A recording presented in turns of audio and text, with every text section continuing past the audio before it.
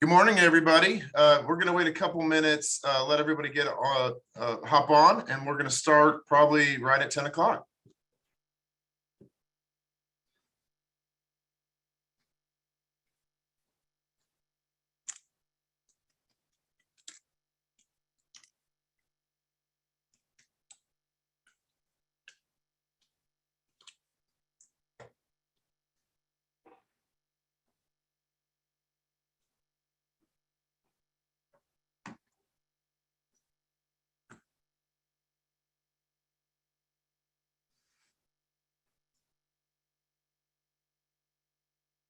We'll wait maybe a couple after, Stephen. That's all right with you? That sounds great to me, John. All right.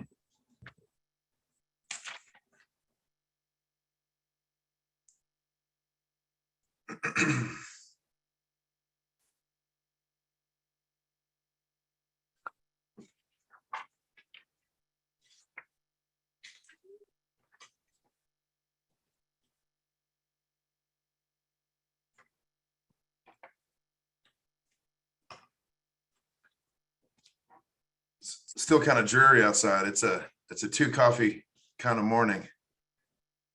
A 2 coffee. Yeah. Oh my goodness. Yes. Yeah, I mean, I can see where the clouds break out the window, but it's nasty up until that point for sure, right over us. A perfect day for CPE, right? Yeah, I mean, I as dreary as it is outside, I still woke up wanting to talk about leases today. Oh, the excitement. Yes. Yes.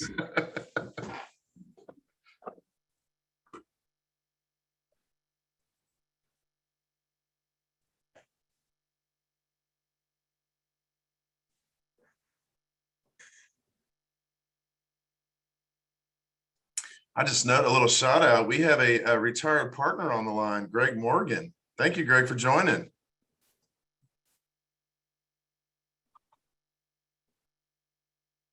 He's going to love one of our slides. We did it just for you, Greg. You'll know which one.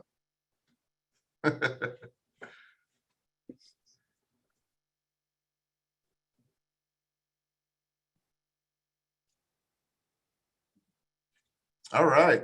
We got 45. I think we go ahead and get started. Steve, what do you think? Yes, sir. Let's kick it off. Well, good morning to everybody. We got a pretty good sized crowd. Thank you for attending in this virtual environment. We are hopeful one day soon we can get back to being in person. We call them lunch and learns, but this one was somewhat pressing, as Stephen will inform us shortly. So we wanted to get this out, and we decided just with the current environment, the virtual environment was the way to go.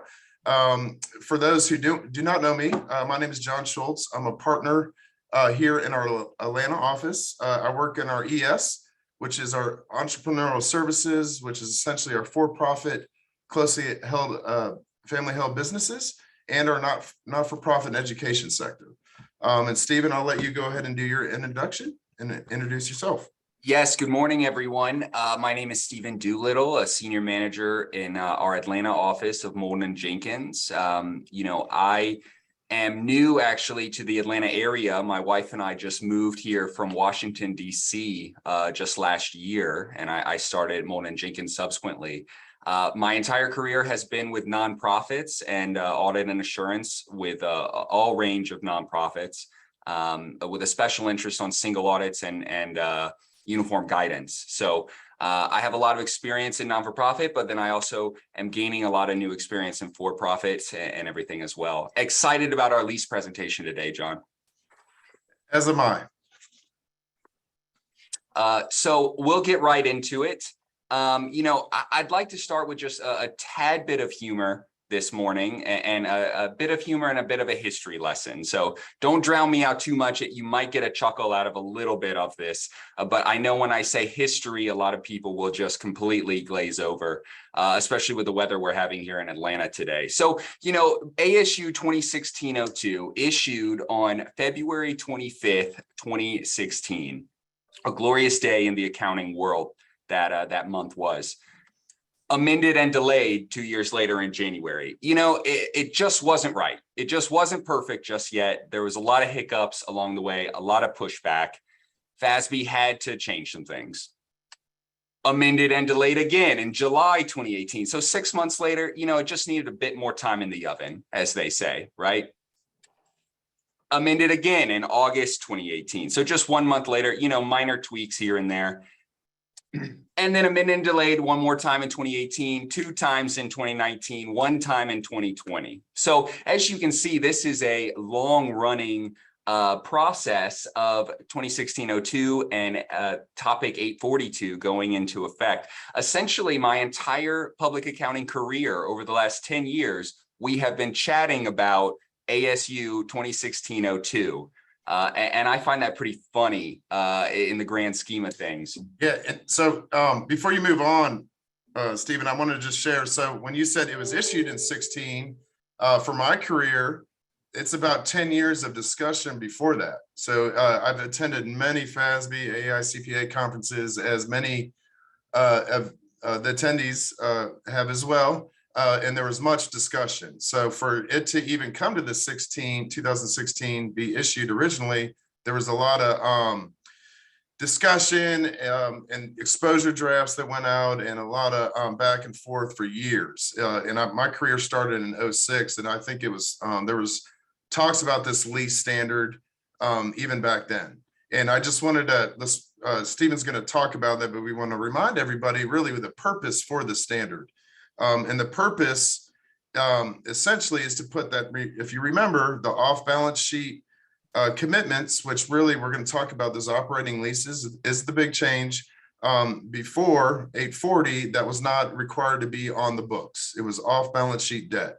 FASB for years wanted to align more with international standards, but other reasons as well, where they wanted to get that off-balance sheet debt on the books. And that is the big change of this ASU. We're going to talk and spend the majority of our time on the operating lease section. There's some other nuances to this, but we're going to really focus on what we think is the practical changes really for our clients, especially the ones that have operating leases, and we'll go a little more detail about that. Yes, and so just another brief history of ASU 2016-02 Part 2. This isn't a Mel Brooks movie, but Part 2 usually is a little bit better.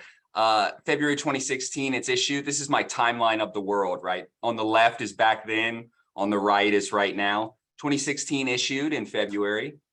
We had the Summer Olympics. Remember where you were when Rio de Janeiro was happening in 2016? That was a long time ago. Mm-hmm.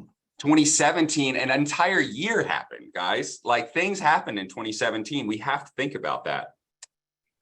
Harry and Meghan got married in May of 2018. What a royal wedding that was. That seems like a lifetime ago to me. Top Gun Maverick in July 2019 was originally scheduled to be released. Talk about waiting for a good thing there, huh? Foreshadowing for the future in this presentation, let me tell you. March 2020, I struggle to always remember what exactly happened in this month, but one thing that certainly sticks out in my mind is that Parasite won the Oscar for Best Picture. I don't know if you guys are into foreign films and subtitles, but check it out if you're able to. It's a masterpiece. And then, that boat got stuck in the Suez Canal back in March of 2021. That was wild. Just the beginning of our supply chain issues, I'd say, over the next few years. And during the course of all of these events and all of this time, 2016-02 was amended and or deferred 7 times over that period. So absolutely wild. So where does that leave us now? That leaves us in June 2022. And, there is a third co-presenter today. His name's Michael Scott, and he's here to say that it is happening. It's finally occurring.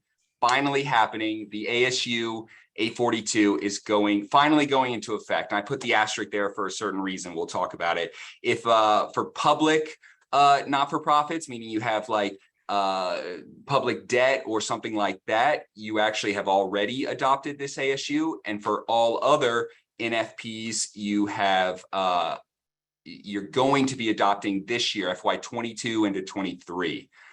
So this could apply to your upcoming audit.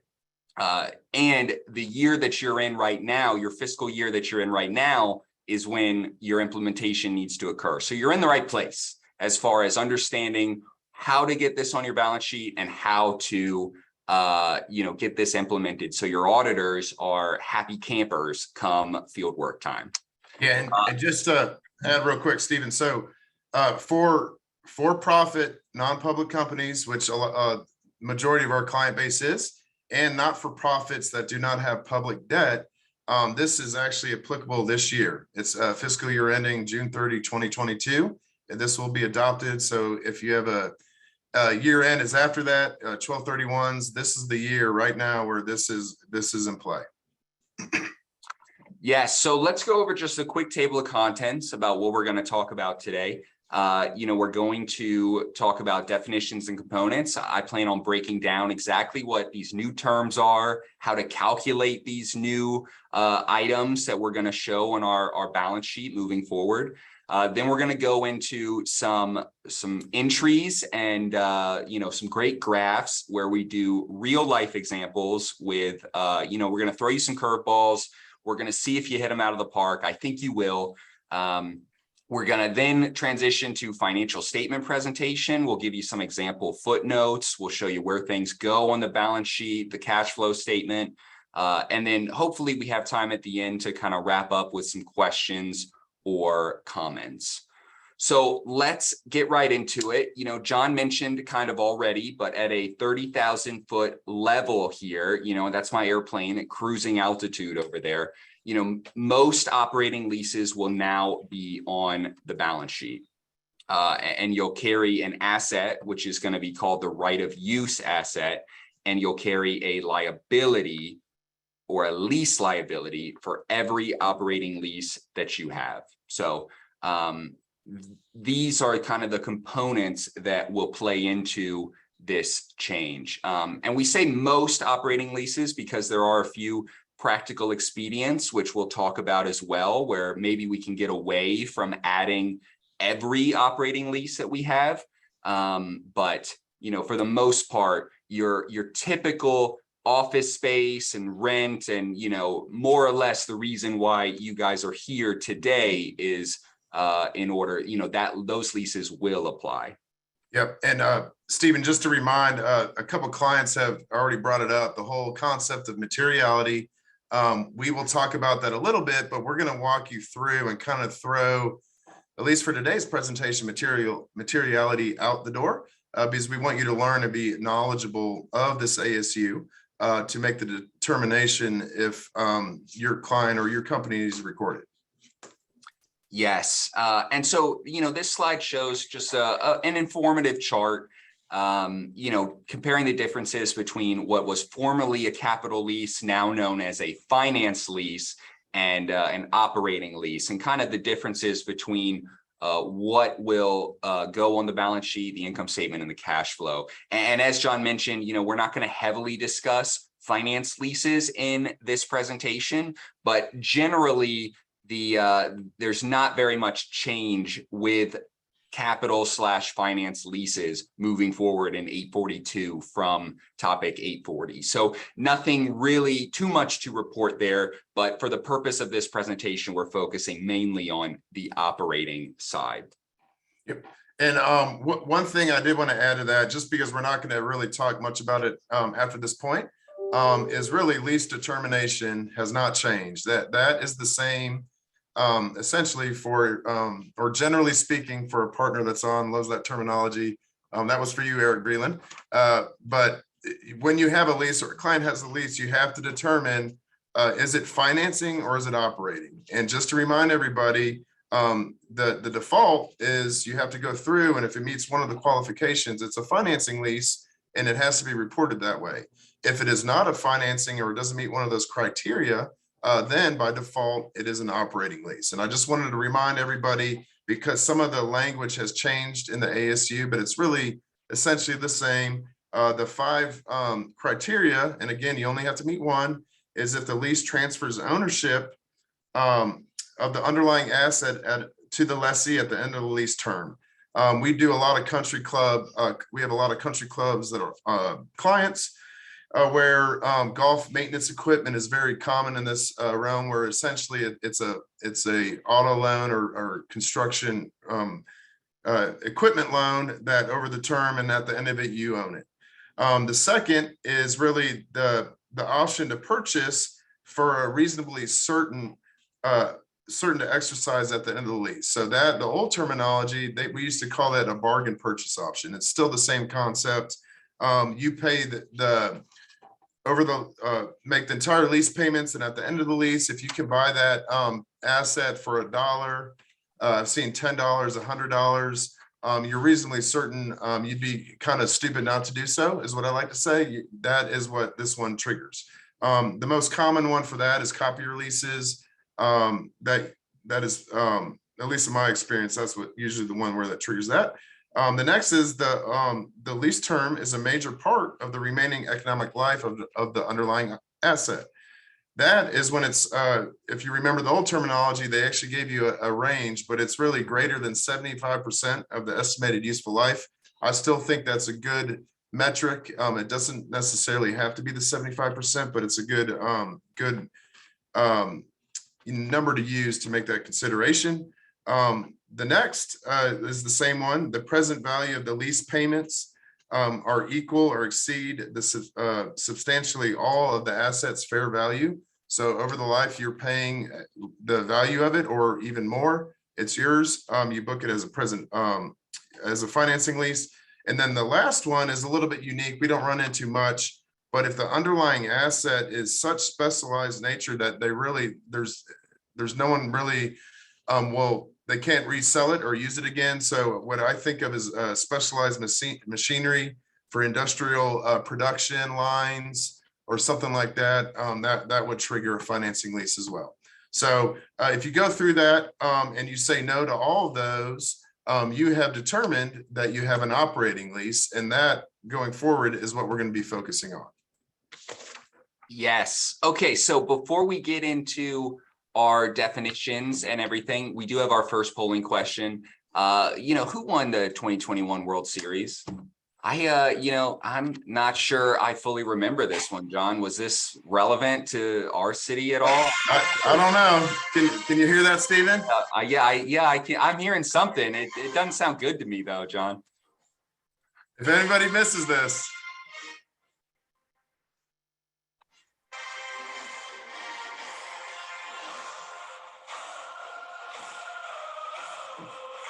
Man, not even a single vote for my Washington Nationals. I get it. I get it, guys. It was a long time ago. Jeez. That's funny. 2 years is a long time in the baseball world. It's a millennium in the baseball world, John. Yeah, I agree. All right. We got about 90%. A couple more seconds.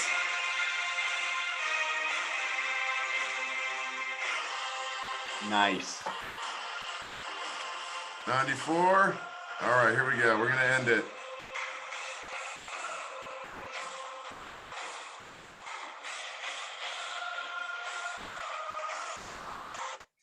Did you share it? Here, yeah, I don't know. Maybe it's sharing now. I'm not sure. Yeah, I think everybody got that right. I will point out the Nationals beat the Astros as well, a few years ago. So maybe this is just an anti-Astros CPE today, and instead of a pro Braves. Who knows? Go Braves. Go Braves. Okay, perfect. So let me close that out. Okay, let's get into the components. So when it comes to getting your operating leases onto the balance sheet, we actually like to say that we build backwards a little bit. We start by calculating our lease liability first, and you'll see why in a moment. But then even in order to calculate the lease liability, we first have to kind of understand the right of use model, and perhaps most importantly, know what our commencement date is. So these three items right here, these three bullets are kind of our, these are the things that are most important. Every auditor is going to ask you, and assess your commencement date, your lease liability calculation, and your right of use calculation here. And so we'll go in this order, and you'll see exactly why in a second. So let's just talk briefly about the right of use model. It's simple to understand. You know, a lease contract conveys the right to use an asset for a period of time in exchange for consideration.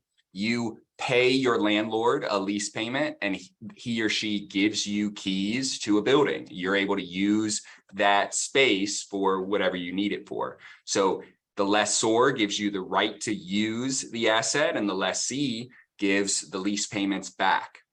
So simple to understand. But the question is, so when does a lessee's right of use really begin? When does that process and the right of use model actually kick in for the lessee in order to make these calculations? So here's our cheat sheet. Commencement date, item number 1. The commencement date begins when the lessee has the right to use the underlying asset or the transfer of control. So the second that the landlord grants you access to that space, your commencement date has started. The timing of the lease payments does not affect the commencement date at all. It doesn't matter when you signed the agreement. If you signed the agreement a month before you actually have access to the space, the day you walk in there with keys in hand is the commencement date. So ignore your lease agreement date, ignore when your payments begin. It all comes down to when you have true right of use. And so all 3 of those days could be the same, or they all 3 could be different. And so, that's the assessment that you would have to take for each one of your leases that you're trying to implement into Topic 842. And I would just add, so a little practical tidbit, it can be kind of tricky, right, for our clients, because sometimes it's not just black and white where you're signing the lease maybe months, or maybe I've even seen years beforehand. You might actually have to do a prepayment, like a first and last payment to actually enter into the lease, even though it doesn't start, and then there could be other factors of the timing of the lease where the payments where you might have rent abatement, but you're actually in there. So commencement date, simply put, I call it an accounting word for when the lease starts. And it's when you, as Stephen said, is when the client takes possession of that lease space or asset. Exactly. And, I've said it and John said it, but just to reiterate, it just does not matter when that lease agreement's signed, and it does not matter when payments begin. Commencement date is irrespective of those 2 facts. And so here's our pop quiz. I left our cheat sheet right at the top. I have some factors here, and then you guys are going to silently yell out to your computer screens what you think the answer is. It's not graded for participation. Our lessee signs a 5-year lease at 12/31. It has 9 months of rent abatement, so they're not making any payments until October the following year. The lessor grants access to the location on May 1st. The lessee started leasehold improvements that they're paying for on May 1st. And then the business actually opens to the public in July of that year. So what's my lease commencement date, right? When should I begin this process? Easy enough. If we remember the golden rule of rent payments do not matter and lease signing does not matter. And it also does not matter when I actually open for business or anything like that. The lessor has access on May 1st. So that should be May 1st, not May 31st. Sorry, that's a typo on our end. May 1st, 2022. That is when the lessee has access and right to use the space. Okay. I'm going to fix that in subsequent editions. So if we send out slides for these things, it'll say the correct thing on there. That's embarrassing. My pop quiz has the wrong answer. But bear with me. It is May 1st, 2022. So I did note that, Stephen. I was going to tell you right before, but I forgot. So that's my fault too. That's on us, everyone. Do as we say, not as we do. It is May 1st, 2022. So we have our commencement date, right? Maybe we've nailed that home about, that's the assessment that you need to take. So we have that. What's step 2, right? So lease liability is obviously our liability that would go on the balance sheet. How do we calculate our lease liability, at a top level down? the present value of all remaining payments over the lease term using a discount rate at the commencement date. So, going back to our example just a second ago, our commencement date of May 1st, we still have every single payment left on that 5-year lease that we have to get out there. So we would take our present value of all remaining payments using a discount rate to calculate our lease liability. One note, this balance should include any renewal options and take into account any termination options that are reasonably certain. And reasonably certain is red and in italics here because that's an important word, reasonably certain to be executed. I know a lot of leases have these kind of options. At the end of this 10 years, you can renew for 2 5-year periods, or, you have an out to terminate this lease after 3 years in, or what have you. Our lease liability and the present value of remaining payments has to take into account if we are going to if we're reasonably certain to extend our lease or terminate our lease or what have you during that period. So that's a conversation that we as auditors are going to have with every client that we work with, just to understand, okay, let's dissect this lease agreement. Let's understand what options and termination options we have. And then let's take all of these into account as we calculate our present value. And so, you as the lessee need to have this conversation internally as well. What are our plans for 10 years? I'm not sure many people outside of, very specific instances could reasonably say that 10 years from now, they aren't going to potentially renew their lease unless they anticipate some terrible downturn or they just don't like their building at all. But this is a good sticking point and something to think about and have that discussion with, while we're going through this lease liability. Yeah, and this I was hoping to have a little real talk here, Stephen. So let's this reasonably certain is a big deal because that did change a little bit with this new standard.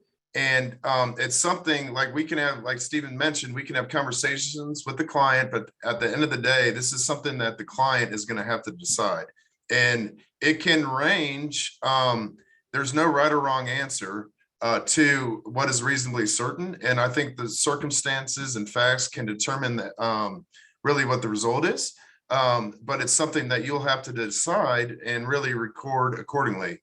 And for example, I really want to talk about 2 examples. One, we work with a lot of universities that have financing leases that are have tax municipal backed bonds that really, if you look at the leases, they're 51-year renewable option leases. And the intent is to, obviously, they're probably it's reasonably certain that they're going to be there for the 50-year period, right? So they booked those and recorded those accordingly. Versus another example, I was just thinking of a client where maybe part of their strategic plan, they're expanding in a new geographical area or market where per their strategic plan, they know there's going to be upfront costs, but they are committed to giving it 10 years, and then they're going to make a decision. Just so happens the lease that they entered into had 3 5-year options. So essentially the first 5 years, and they had 2 additional 5-year options. So this client, because there is uncertainty that if they're going to stay in that market after the 10-year period, they've decided to record the 10 years and not record that third 5-year option. And us as the auditors, through talking with them, we think that's the appropriate thing to do in those set of circumstances. So it's just 2 examples. There's no right or wrong answer. We just want our clients to think about it, the terms and the renewal options, and really discuss really what are the plans and really what the intent. That doesn't mean whatever the best decision at the point in time when you're recording it, that doesn't mean that things might change later, and that's okay. And we'll briefly discuss that. That doesn't really impact really how you book it at lease inception. Yes, completely agree. Case by case basis, but something that we all have to take into account as we calculate these things. So present value using a discount rate of all remaining payments. So, okay, we know our commencement date, we know what our remaining payments are. I know how to do a present value calculation, but what discount rate should we be using for, these calculations? Let me tell you what the book says first, okay? And then we'll make it easy for you, I think, hopefully. So what rate should we use? If there is a rate implicitly stated in the lease, we should use that. So this would be an example of maybe like a car lease or a copier lease, or maybe even something where there's like a penalty for like late payments, and it says like a percentage or an interest rate or something like that for like a late fee or something. If your lease agreement states a very specific percentage in there, we should use that rate for the present value calculation. And Steve, I'll just add, so we probably get this question from our clients more than anything: the discount rate, what should we use? And by the book, this is step one. If you read the standard, you're supposed to use the rate implicitly stated. And Stephen mentioned it, in my career, the most common example of this is copier leases, where when you look at the lease agreement, they have they might very well have the value of the copier, the fair value at the lease inception. They might have the number of payments disclosed, and they might have the amount of payments disclosed as well, where you could obviously back into the rate, but they want to hide that because it's like, ridiculous, 12 to 15% or something. So it's not explicitly stated, but it's implied in that lease agreement. So that would be an example of an implicit rate to be used to consider the present value of the lease. Yes, and I think it is important to note here too, and in my experience at least, if we're only looking at like office space leases or something like that, I don't think many of them have like an implicitly stated discount rate or rate to use in there. And so if all your organization has is office spaces, and that's why we're here trying to understand, how to get our operating leases in that term onto it, check the leases, of course, but I think we're going to have to go down to step two. If we don't have a rate implicitly stated in the lease, we should use our incremental borrowing rate. So if your organization has a line of credit or some other form of debt instrument, we should match the discount rate or the interest rate that those instruments are using to calculate the present value of our operating lease. So that's what the book says. These are our two options: implicitly stated, step down to the incremental borrowing rate that we've already established from like our banking institution or what have you. But there is an easier way. Thank goodness, right? I know some of you are probably banging your head against the wall right now thinking, I don't want to do this. There's a simpler method. And we're here to tell you there's a couple practical expedients to make your life, and truthfully, our life as auditors, a lot easier as well. Other than if you're not a public business entity consideration, an organization, which includes all not-for-profits, you're allowed to use a risk-free rate for measurement of the lease liabilities. So risk-free rate would be, a rate that you can find online, like the prime rate or a T-bill rate, or something measurable that changes throughout the year that you can easily research and apply to your present value calculation. And then also ASU 2109 allowed for the election of a risk-free rate to be by class of underlying asset rather than on an entity-wide basis. So if you have maybe you have some assets that are discounted over a risk-free rate, we don't have to use that exact same rate on our present value calculation of our lease liability either. We can kind of pick and choose a little bit based on what the rate is that day and what we feel comfortable and is reasonable with as we make these calculations and get our operating leases onto the balance sheet.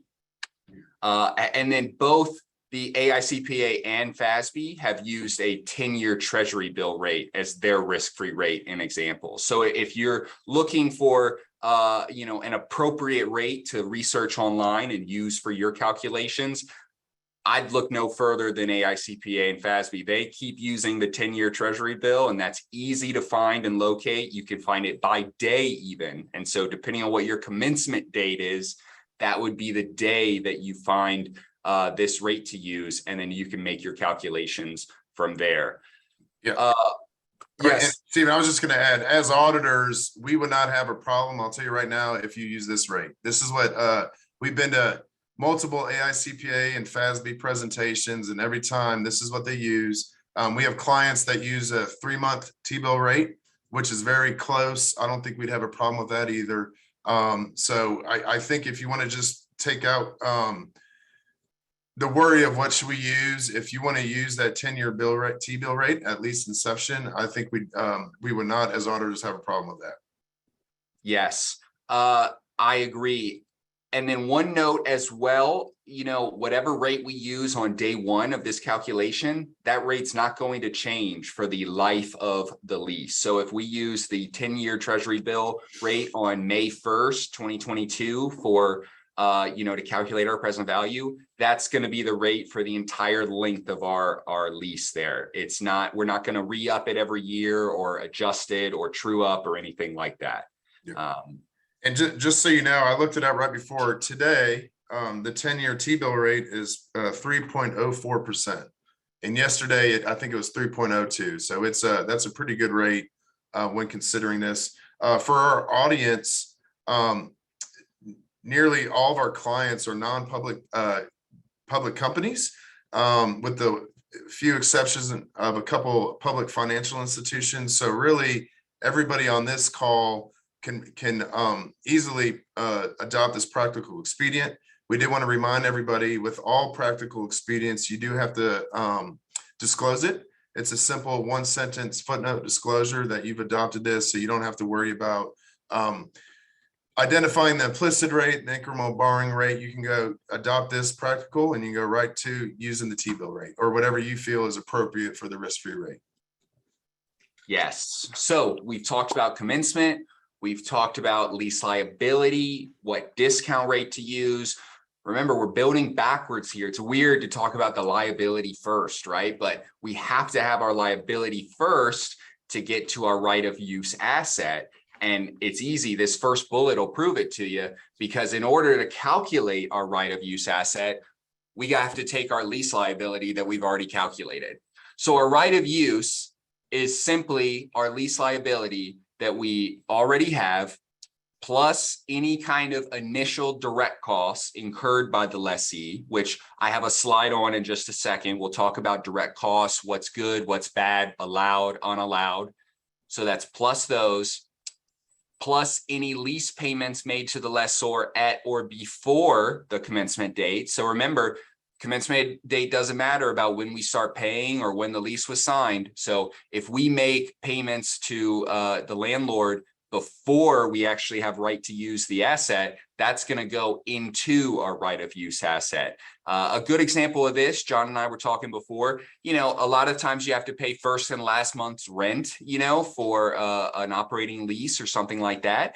And so that would be essentially a prepaid a lease payment that would be in addition to your right of use asset when you're calculating it. So those are two additions. There is one subtraction, and that's any lease incentive that you may have received. So if the landlord's going to give you $100,000 for for you to buy new chairs, that's going to go into this calculation as well as a subtraction from your ROU asset. So that's how we get to it. Another chart right there, lease liability plus any direct costs plus any prepaid minus lease incentives. And then you have your ROU there. This is a very simple calculation, addition and subtraction only, no discount rate required. So this one is very simple. Stephen, we had our first question, so we wanted to clarify. I think we went right into it. They asked, is this the same for GASB? when we are talking in this presentation, we're referring to the FASB 842. So GASB is different, but there is there's a similar lease standard for GASB referred to as 87 that is applicable as well. Our presentation again is going to focus on the FASB side, but for whoever answered or posed that question, if you want to send me your email, we have a pretty significant government practice with our firm. And they've been doing a lot of these as well on GASB 87, and we'd be happy to send you that slide deck. And I think we might even tape their presentations that we can send your way.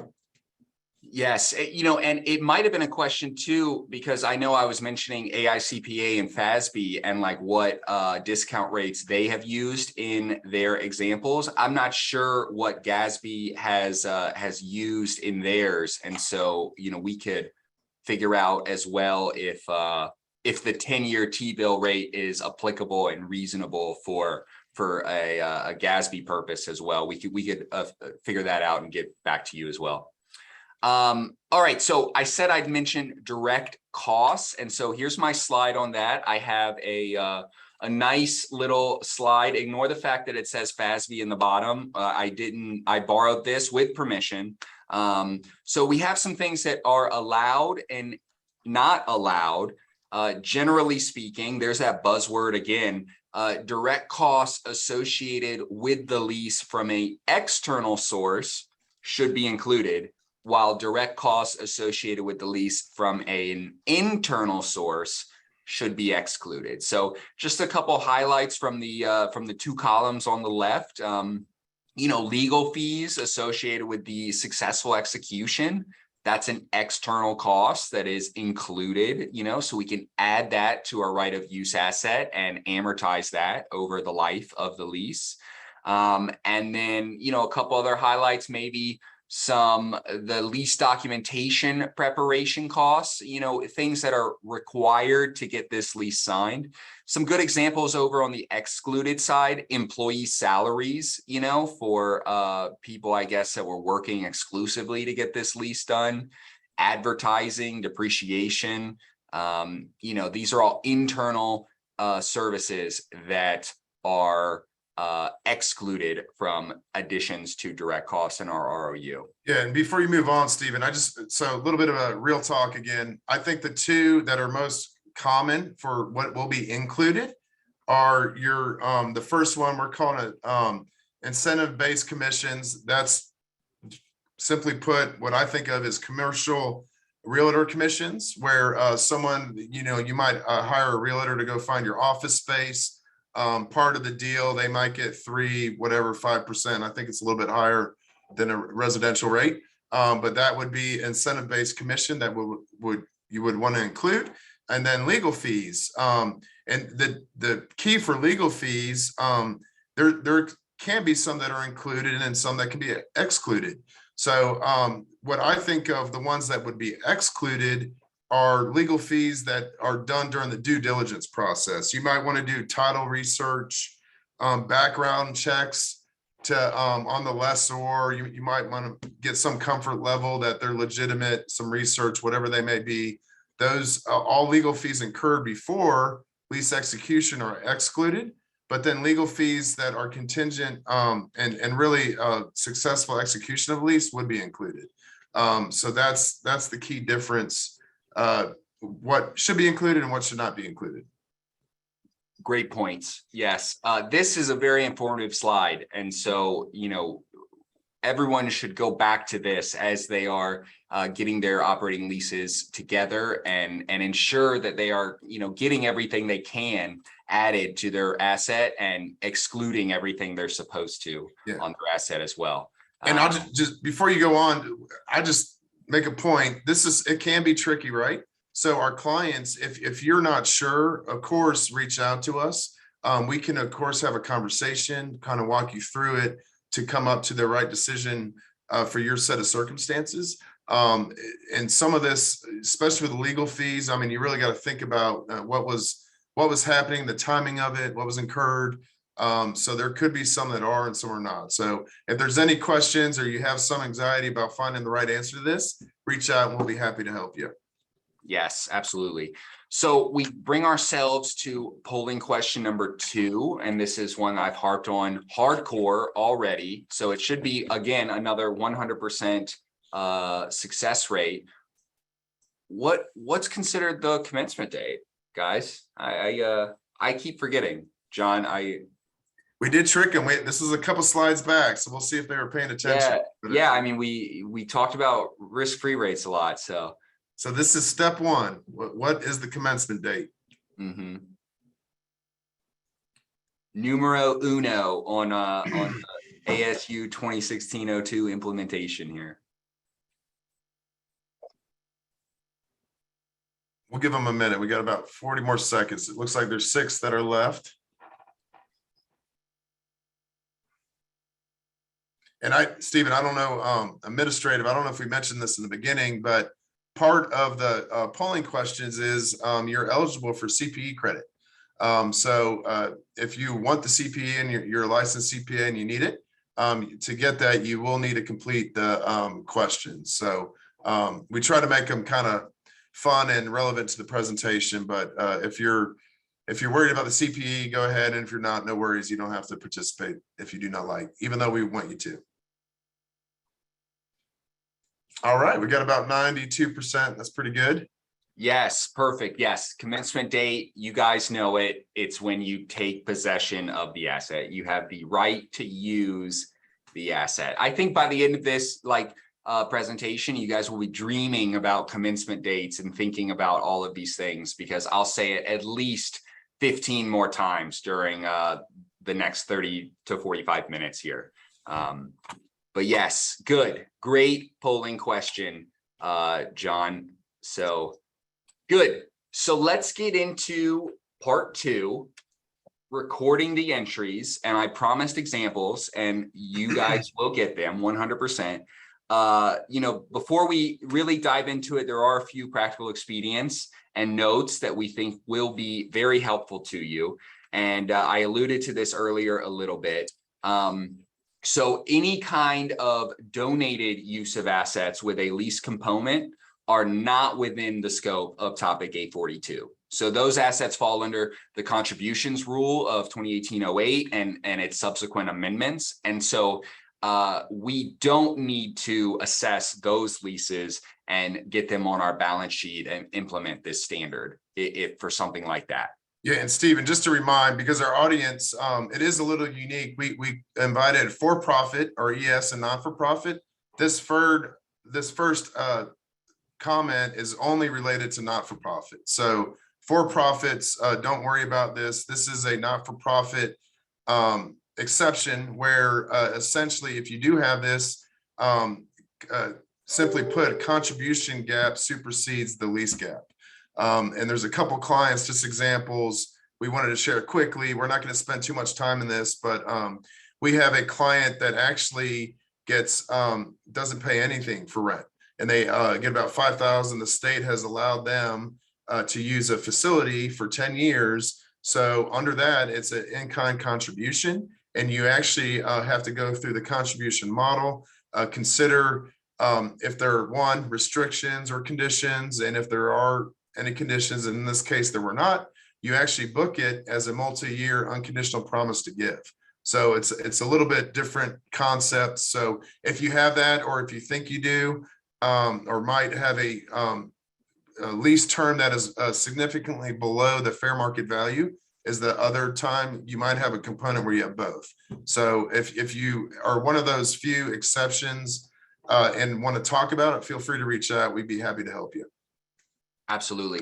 Another quick note, short-term leases, so anything less than 12 months without, here's our asterisk, without renewal options that are reasonably certain to exercise, are optional to include in your financial statement. So if you have something less than a year, then it's up to you as the owner of your financials, whether or not you want to include these and go through the present value calculation and get them onto your balance sheet for your fiscal year. And again, it's after assessing whether or not you have any extensions or terminations and things like that that you may reasonably exercise. And then the last one, and this is an important one too. This one's come up recently for me. Any de minimis leases and leases that are under fair value do not need to be included in your financial statement. So, I recently had an operating lease that showed up where they only paid, John said zero. I had one, they had to pay $1 a year. That is well below fair market value and incredibly trivial to this particular organization's financial statements. And so we are not required to add those calculations and add those assets and liabilities to the balance sheet in that case. So if you have something like that, then you are free and clear and easy peasy because your implementation is very simple. So the second point, it's as Stephen mentioned, it's a practical expedient. So we want to remind everybody, if this is elected, you do have to disclose it like all practical expedients. And then the third one, called de minimis, what I think of is that whole terminology materiality, right? So if it's so small, it's not worth your time. That's where you can trigger this practical expedient. But I would encourage you, if you feel that is the case, maybe have that discussion with your auditor to make sure we're in agreement. We probably will be, just to make sure we're on the same page that yes, we're in agreement. That's not worth your while. Yes. Okay, let's get into recording the entries. And so, we did our bios a little bit earlier, John, but we failed to mention that we are new business owners, you and I. Yeah, we neglected to add that. So we're CPAs and auditors, but we are also master barbers. And we just opened a new store, S&J Barbershop. Yes, we are open. And our tagline, we're very proud of this one. We are a breath of fresh hair. We already got the signs. Yes, we already got the signs. Yeah, we're doing big things. But, our first order of business, we had to find space. We had to find a lease. And my goodness, we found a lot of leases. And let's go through them today. We're going to figure out how to get this on S&J's financial statements for this fiscal year. So we have example number 1, which implies there's multiple examples, by the way. So they'll get increasingly more convoluted and difficult, but hopefully, some of this will fall right into place for you guys, I'm pretty sure. So we have a 3-year term, 36 months. Our commencement date, I'm giving it to you right here, is January 1st. We have a discount rate of 3%, and our payments begin on, that day, on our commencement date of $5,000 a month. And I will add, Stephen, we focus on our hair. So we elected to adopt the practical expedient, and our discount rate is the 10-year T-bill rate. So as of today, or as of that day, it was 3%. That's exactly right. And we have adequately disclosed that in our footnotes as well. We've stated that very clearly of all the practical expedients that we have elected to choose. So this is my yearly breakdown. 5,000 times 12 is 60,000. So we see our cash payments here of 60,000. Here's our present value calculation for each year, 3% discounted of all remaining lease payments. So our lease liability is our present value of all future payments. You guys know that. So our beginning lease liability in this case is 172,000. So every year that'll be reduced by our lease payments, 60, and the only addition would be a 3% rate of interest on that lease liability. So beginning minus payments plus an interest component equals our end. Our ROU in this case, our right of use asset, is equal to, we already know, our lease liability. We have no direct costs or lease incentives in this example. So our ROU is equal to exactly what our lease liability is, 172. And then we simply amortize this equally over the life of our lease, in this term, 3 years. And we amortize, it's a key point here for the ROU asset, we amortize it using the straight line. So if you look at this over the life of the lease, because one is the liability is calculated on the present value, and the RU asset is amortized using the straight line. Even though they were the same in this scenario at lease inception, over the life, they are not the same. Even though they're materially close, the numbers and the accounting do change. Yes, great point. So that's our yearly breakdown. We have here our monthly breakdown, just more information of the same thing. Our cash payments all the way down, our present value calculation. You see our payments are decreasing our lease liability every single month. The interest rate is just 3% of whatever our lease liability is calculated. That's our addition. And then the ROU amortized evenly over the life of the lease. So very simple, basic lease on this one, nothing fancy or sophisticated. And I like this chart because it does kind of show you how things work together a little bit. So that's our monthly breakdown. What about our journal entries though? So at our lease commencement date, we have to get our right of use asset and our lease liability on our balance sheet. It's a debit to our asset, a credit to our liability. In this example, since we have no other reconciling items and things like that, it's an even debit and credit. They equal each other on day one. And then down here, we have our subsequent measurement, which shows your actual cash payment and things like that. We have our debit to our lease liability with our cash payment. It's a decrease to our liability when we pay our rent. We have our debit to our amortization expense, which is that straight line over the life of the lease for the asset component. And then the only other income statement effect is our interest expense, that nominal, in our instance, 3% interest rate, which is a debit to our expense and a credit to our lease liability. So again, decreasing our lease liability with our rent payment, increasing our lease liability with our interest, decreasing our asset with our amortization. So in this particular example, this 47 or this 4,800 and this 361 are the balance or the income statement implication, the P&L effect of this month's journal entries for our lease implementation. Yeah, and Stephen already said it, but the lease liability, obviously when the payment is made, the net lease liability is still going down. You have to, we just broke it out. We wanted to show you the debits and credits, but the 5,000 less the 361. So the decrease in this payment for the lease liability net is 4,639. So do you mind going back to the previous slide one time? We just wanted to show everybody. So just because I know our clients are worried about the actual, the calculation, so to speak, of how, and they're, probably the most questions that are coming to me, at least, are related to this. We just wanted to remind everybody, this is a simple Excel calculation. The lease liability is a simple present value function, depending on the terms and the payments that calculates it. And then you'll see where it backs out the lease liability at that point in time, breaks out the net difference that we just discussed.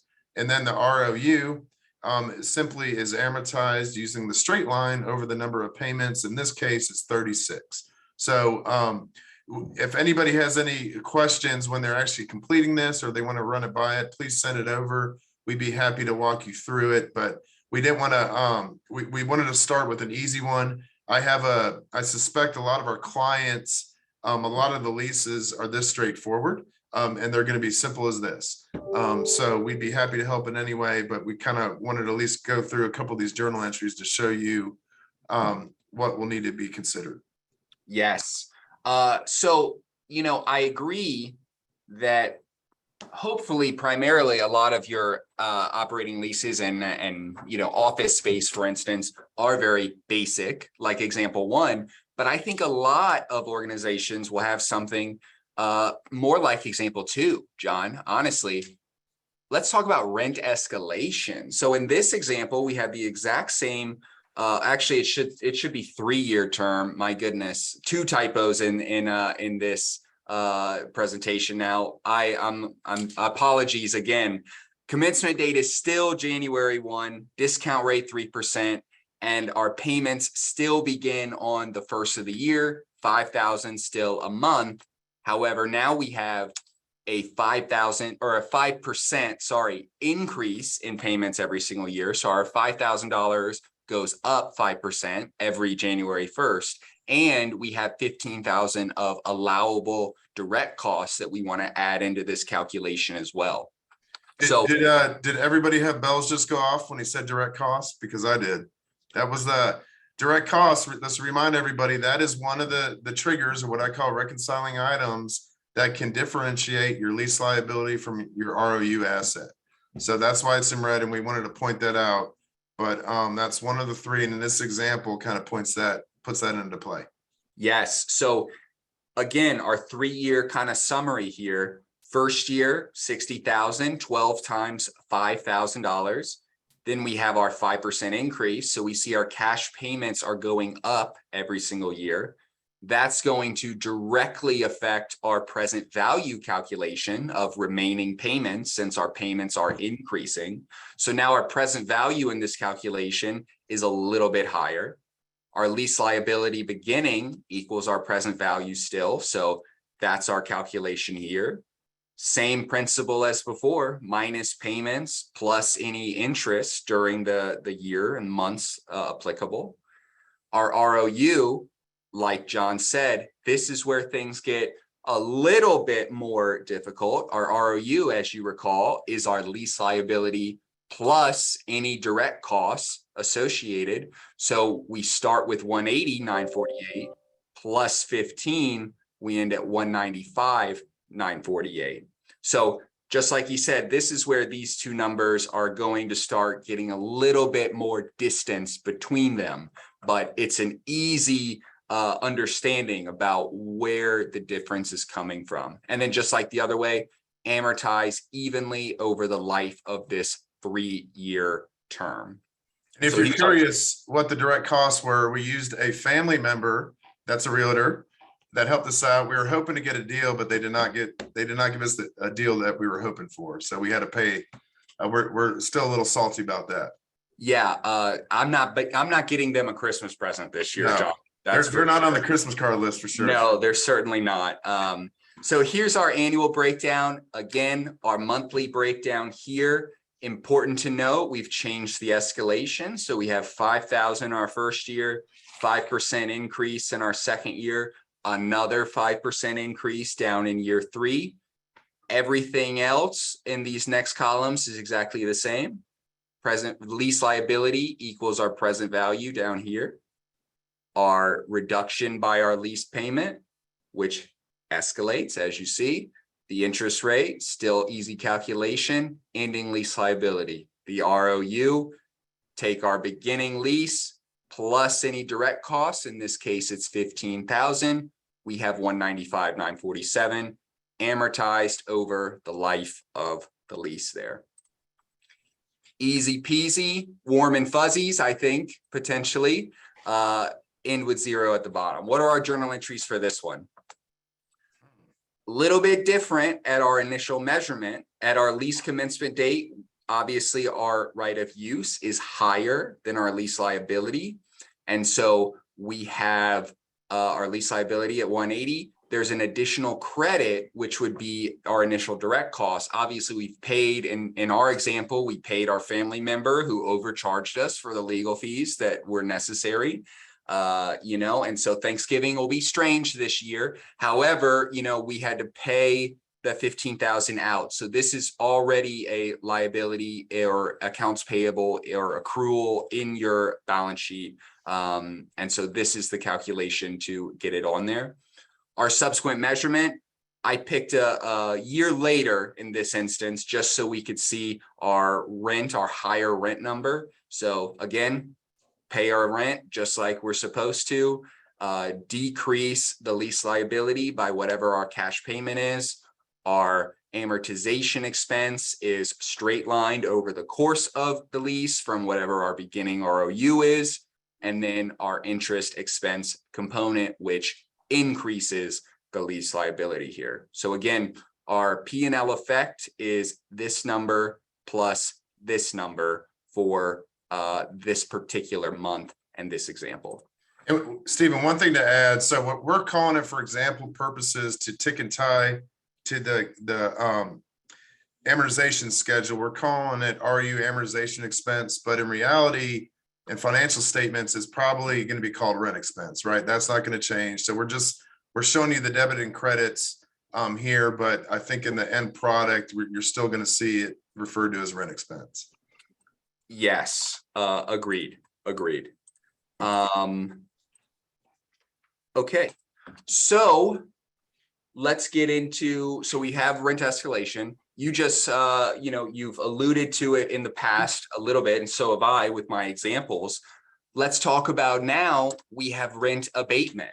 So we're just building on our prior two examples, still a 3-year term, commencement date still January 1, 3% discount rate, 5% increase in escalation every single year, 15,000 of allowable direct costs. But now our payments start in July. So we have 6 months of rent-free, rent abatement that we have to account for. Still 5,000 once we begin doing it.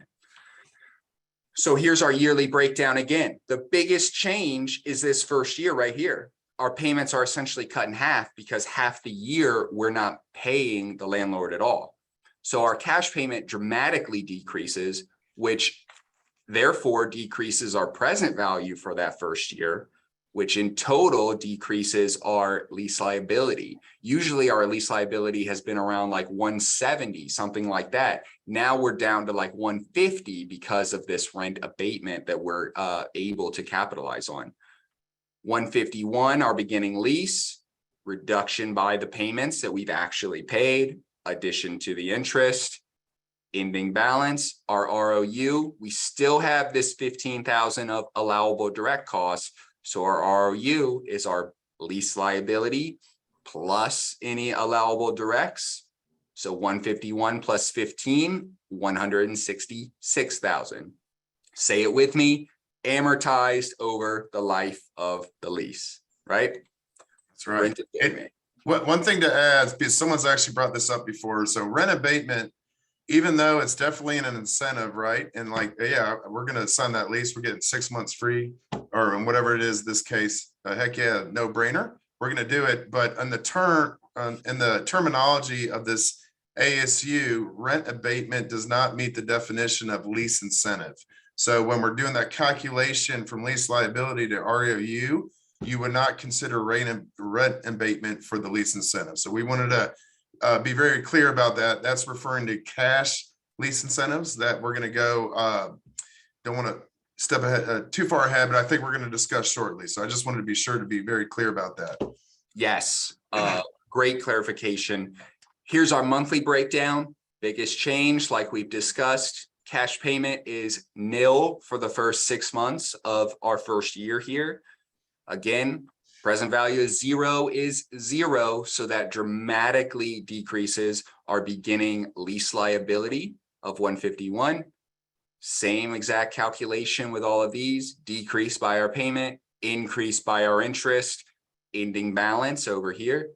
Our ROU, simply our lease liability plus our direct costs of 15,000, amortized over the life of the lease evenly. Using what method, Stephen? What do we amortize it over?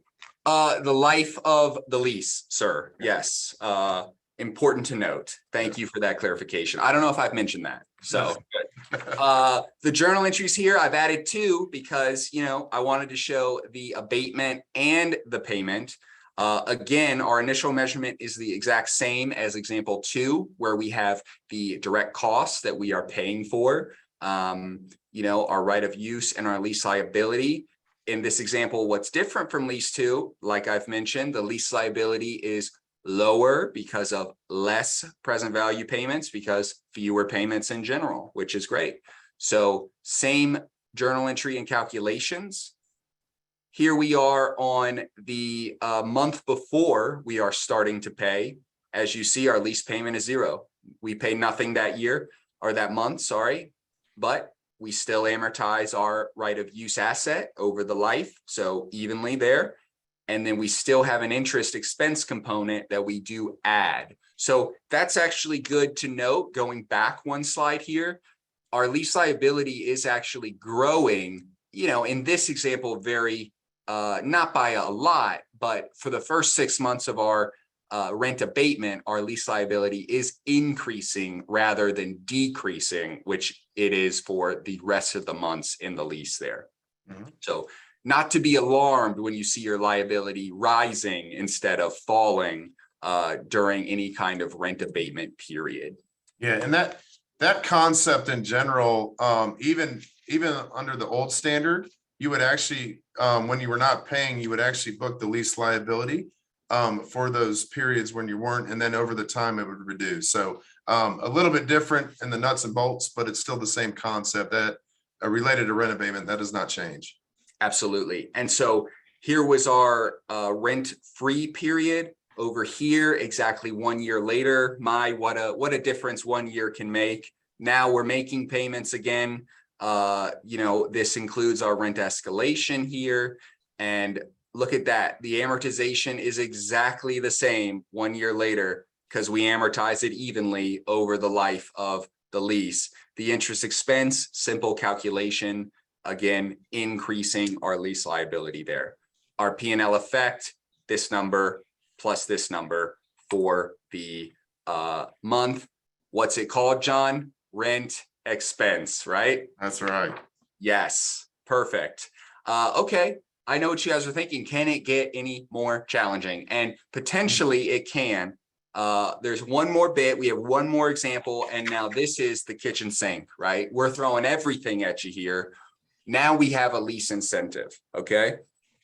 Same examples as before, 3-year term, January 1st commencement, 3% risk-free rate, payments begin 6 months later in July, $5,000 a month, 5% increase, $15,000 of allowable direct costs. Everything we've talked about before, now we're gonna add in the lease includes a lease incentive for $25,000. So, we had no mirrors in our barbershop. And so the landlord said, I'll give you 25 grand if you sign here and you guys can spend it on whatever you want. We bought mirrors and chairs. That's what we needed. Here is our yearly summary. Again, fewer payments this first year reduces our present value, 151. Reduction by our payments again, plus our interest, ending lease liability every single year. Our ROU is what changes dramatically in this example, because remember, to calculate our asset, we take our lease liability, 151, we add 15,000 of direct costs in this example, and we subtract 25,000 of any lease incentives included in our lease. So 151 plus 15 minus 25 equals our 141, 134 over here. So in this instance, our asset is less than our liability, where in every other example, except for the first one, our asset was higher than our liability.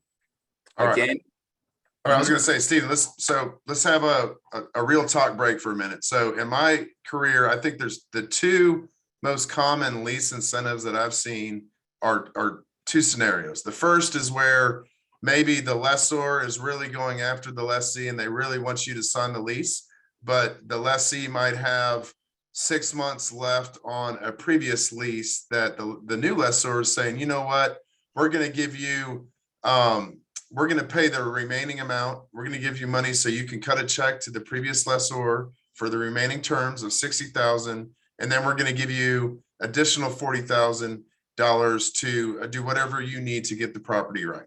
That would be an example of lease incentive. And then the other example, like ours, is where old Uncle Roger gave us 25,000 once he charged that ridiculous rate on commissions, where he incentivized us to sign the lease where we could use that for leasehold improvements or whatever we may be. As Stephen mentioned, We bought some chairs, some mirrors, and then I think we even got our neon sign, didn't we? And That's what's right. what's our logo? Breath of fresh air. That's Yeah. right. Hair. Hair. Yes.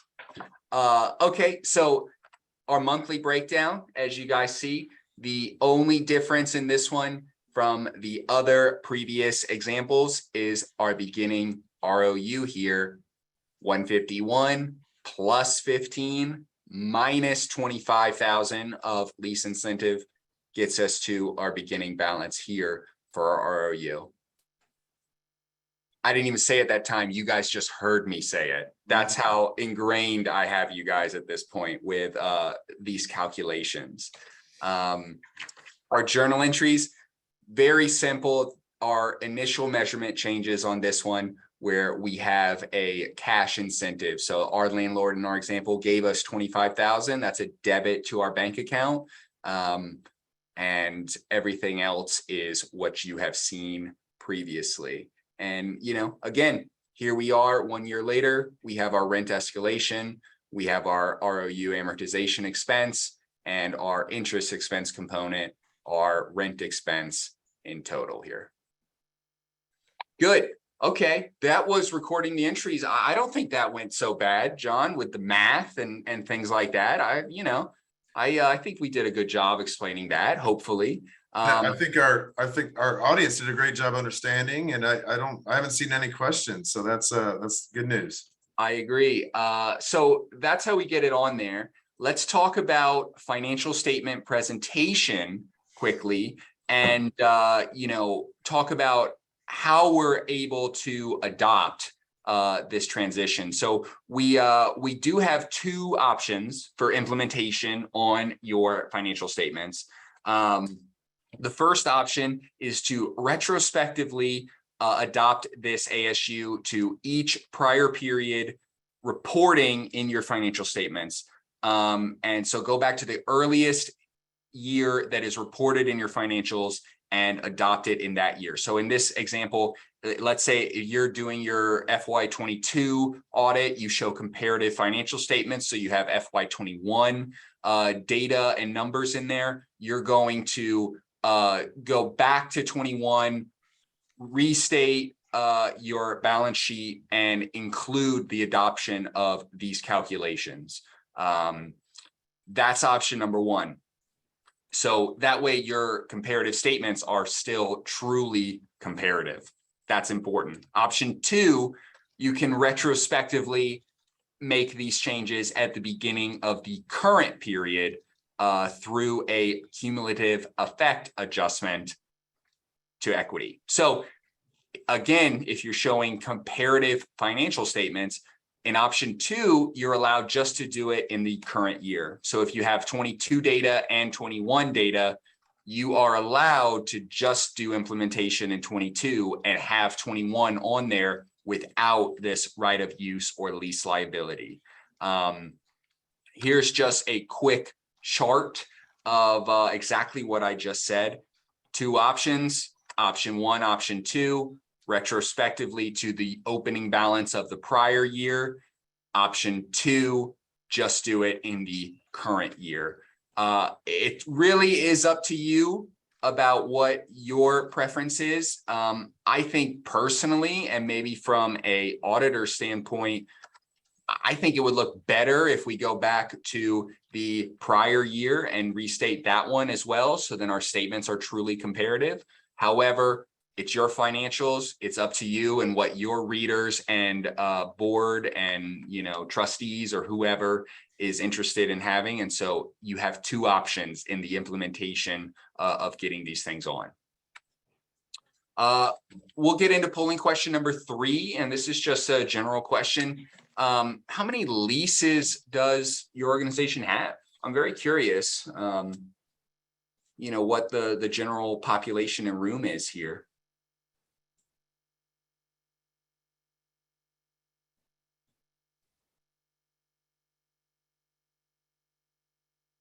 Nice.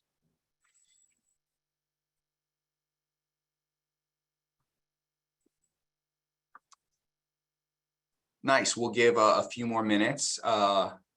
a good mix, which is great. Which is really good.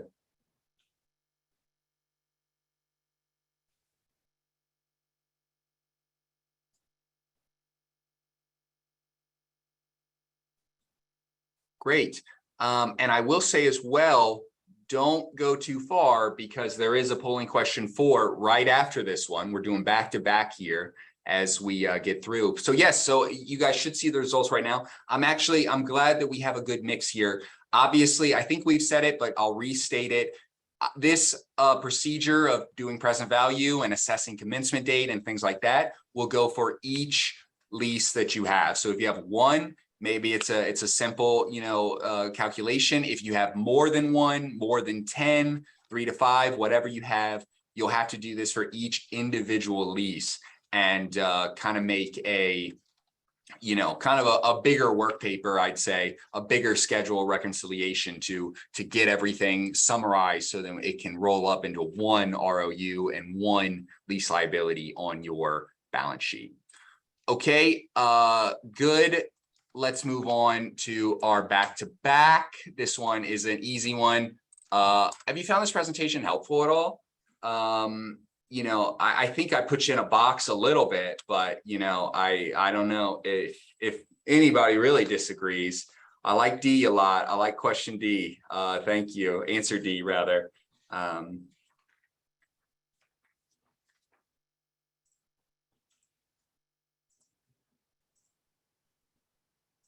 Cool. Good.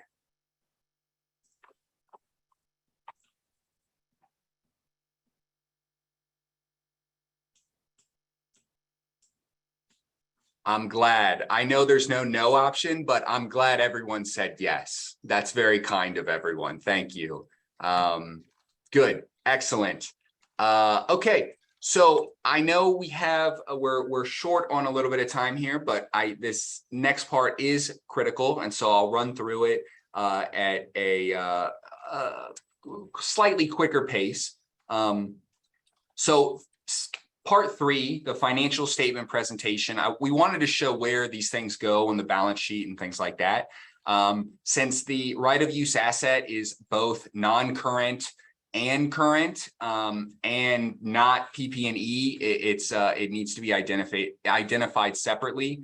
And obviously you need to consider your own presentation needs when you add these things on here. But yes, in this example, we have a short-term component and a long-term component of the right of use. That's an easy calculation to do, going back to kind of our monthly breakdown. Everything after 12 months would be considered your long-term. And, obviously the short-term bit would be current. But this is where we would show it here broken out if you have a classified balance sheet.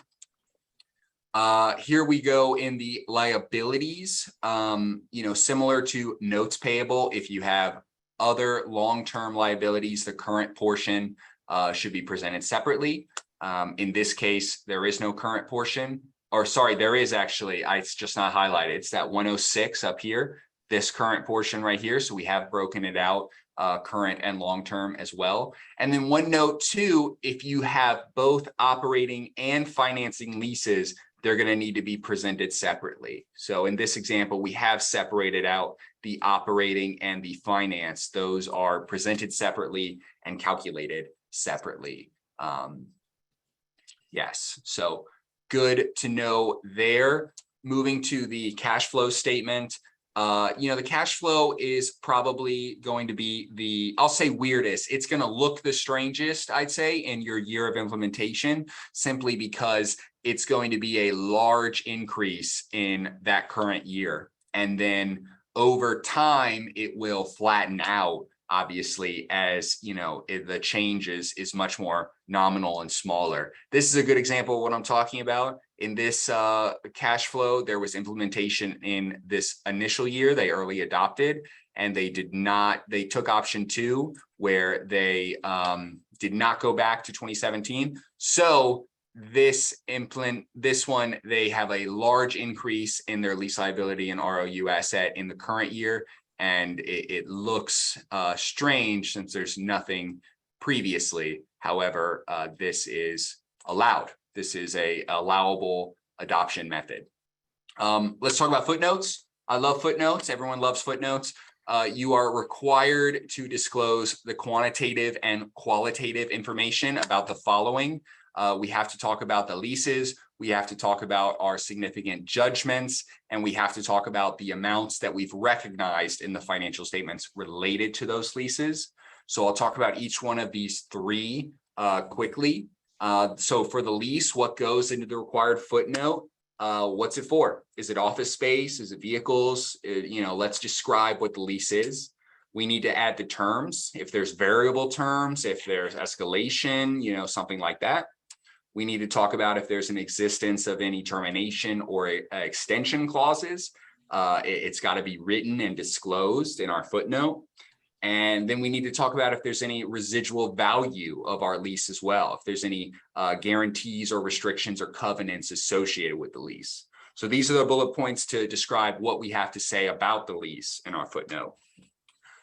Significant judgments, we have to outline our judgments that we've made determining the lease and its components. So we have to talk about whether a contract contains a lease. We have to talk about the allocation of the consideration in a contract between lease and non-lease components. And then also we need to talk about how we came to our discount rate. What determining factors were used in figuring out what discount rate to use. And then our amounts recognized, what should we recognize in our footnote disclosures? Our cash paid, our supplemental non-cash for the lease liabilities, weighted average remaining lease term, weighted average discount rate. Those are for if we have multiple leases. We maybe don't want to talk about 20 leases in our footnote, maybe an abbreviated form. Short-term lease cost, variable lease costs, sublease costs, net gain or loss on the sale and leaseback transaction. So John mentioned a lot of those earlier, talking about like our finance leases or capital leases. And so these would need to be recognized and disclosed in our footnotes moving forward. So here's an example of a footnote. I've highlighted kind of the key areas. We have our description. We describe that there are no restrictions. We talk about the variable payments for our lease term. I have the terms and incentives in here. I describe what rate we used. And then we have our payment schedule and the required quantitative items in here, talking about our minimal annual lease payments, our amortization of the net present value of the lease liability, and our carrying value of like the ROU. So great footnote, everything's in here, everything that checks all the boxes for what is required. We have a couple other footnotes here just as examples. We wanted to include these as implementation looms. These are good things to add to your financial statements if they apply to you. Just some general reading here that you guys can go over and use the verbiage and language as you see fit. Great. Good. John, anything left to add before we get to polling question number 5, our last polling question? Yeah, no, I think you did a good job. The one thing I did want to mention, and we really didn't go down this road because I don't think a lot of people will adopt it, but Stephen mentioned the modified retroactive application.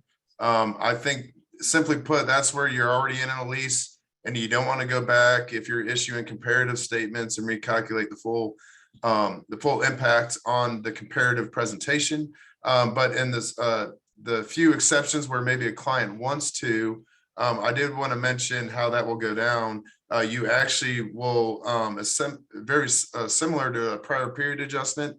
It will not be called a prior period, it's a restatement, but the net difference will actually come on the books through the equity, or if you're not for profit, the net asset section. And then the year-to-year change will be presented from current year and prior year. So again, I think actual practice, that will be few and far between. But if you, for some reason, and maybe there's something triggering that, where maybe the bank covenants, they want that, or someone's requesting that, it can be done. If that is, there's additional disclosures required to disclose that. And we'd be happy to assist you on making that calculation. Yes, absolutely. So polling question number 5, and this one's a fun one, and John's going to give me a hard time. What do you think about Top Gun Maverick? You know, do you think it's the best movie you've ever seen? Really good, but you're kind of an original person. You're not sure. I haven't seen it, but I've heard positive things, good reviews, and it was all right, you know. But John's not going to answer your email if you answer D. Yeah, I hate to break that news to you. Is anybody singing the anthem song in their head right now, or is it just me? Is it? You know, if you have not seen it, you should literally take the rest of the day off work and go right now, because it's that good. Oh, okay. Yes, sir. I'll see you later. Yeah. Except you, Steven. You stay. That is funny. Yes. Good. Yeah, I got to check this one out. I think it's important to see at this point. Good. Great.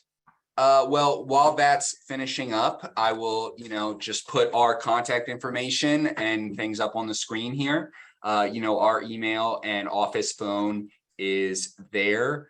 As always, this is new topics and new implementations of ASUs, especially with this lease and how long it's been talked about and all. This can be a daunting task, but hopefully this presentation has made it slightly easier to understand and wrap your head around. But of course, John and I are always here for a quick reference or a quick question or something like that. And we are happy to help with every kind of lease assessment that you guys are going into, as your audit looms or as your fiscal year ends and what have you.